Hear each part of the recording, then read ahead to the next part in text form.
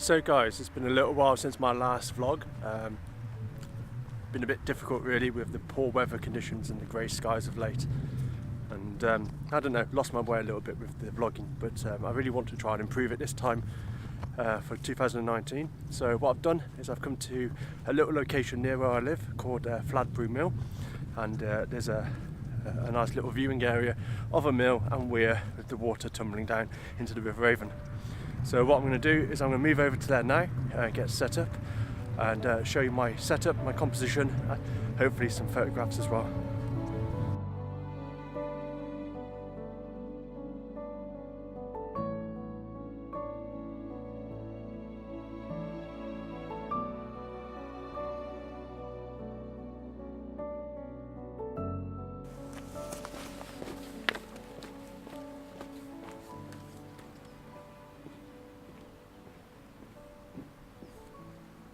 I'm just going to spin you around so you can see the mill and the weir, and this will be my my subject for my photograph today. So I'll just bring you around and you should be able to see the mill and the weir behind me. That's what I'm going to shoot, and I'm just going to take you down to my camera now and show you my setup and how I've got it sorted. So I'm currently shooting on my PENTAX K1 and I've got a 50mm 1.4 lens on.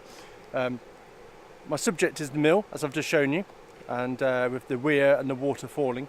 Shooting 1/50th of a second, f11, and if the image is any good, I'll pop it on screen for you now.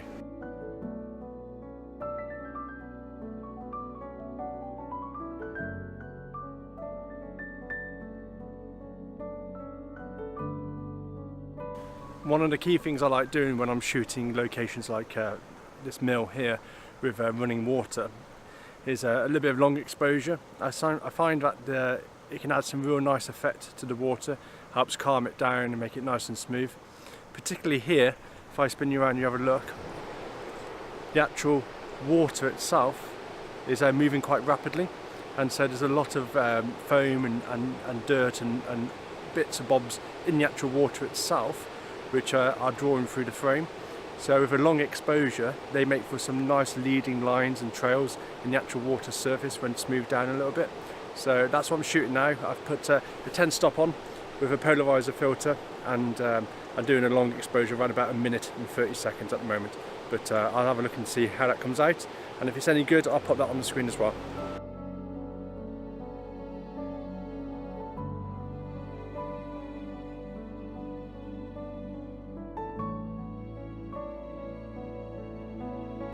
Okay, I've taken a few shots now of the mill, and what I'm going to do is I'm going to move my location literally 5 foot further down, closer to the water's edge. It's always a good idea to move your position, your elevation particularly. Try and shoot higher, try and shoot lower, and just move the angle over a couple of feet to the left, a couple of feet to the right, and you'll be surprised at some of the different shots you can actually get from this. So as you've already seen a couple of shots already, I'll move over to my new location, get set up there, and then I'll show you exactly how I'm positioned and how the angle has changed the shot.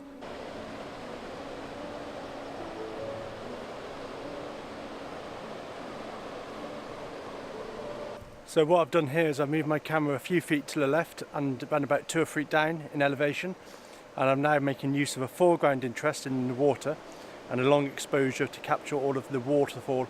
So really my composition is quite straightforward now. I have a strong foreground interest, followed by moving water of the weir, and then behind that I have the actual mill itself of Fladbury. So I'll show you now what that looks like.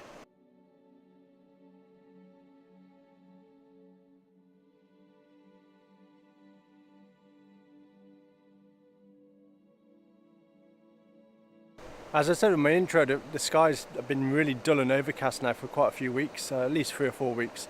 And such, I've been really struggling to do any landscape photography. For me, I get the most enjoyment and most excitement for when at sunrise, when the sun rises from the horizon and it casts all that beautiful light across the landscape and catches all the undersides of the clouds, turning them that soft pink and oranges. For me, that's really what landscape photography is all about.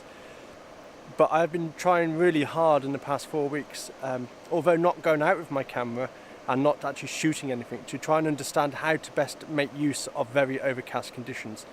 Now I know you can photograph flowers, and the heavy overcast acts like a natural light box or soft box for flower photography, and that's great, but that's not what the photography I want to do. So I've decided that using overcast days, I should revisit some of my local scenes, my local areas, and reshoot these locations at a normal different times of day, and try and shoot in the afternoon or just before sunset, etc. Especially when it's with these overcast conditions, because the light is so much more softer and even that in processing, the base which you're starting from is actually much more level and stable. So I'm hoping that I can turn my hand to processing and photographing on overcast and dull days as well, in order to improve my skill set as a photographer in general. So this is probably the end of my little trip to Fladbury Mill. Been quite an enjoyable day out. Just making my way back to the car now. So if you enjoyed my little outing, I'm sorry it wasn't long this time, just a short little few minute job. Please like and subscribe, leave your comments below, and yeah, all a little bit of interaction in my little corner of YouTube is really appreciated, and I look forward to seeing you guys soon. Take care all.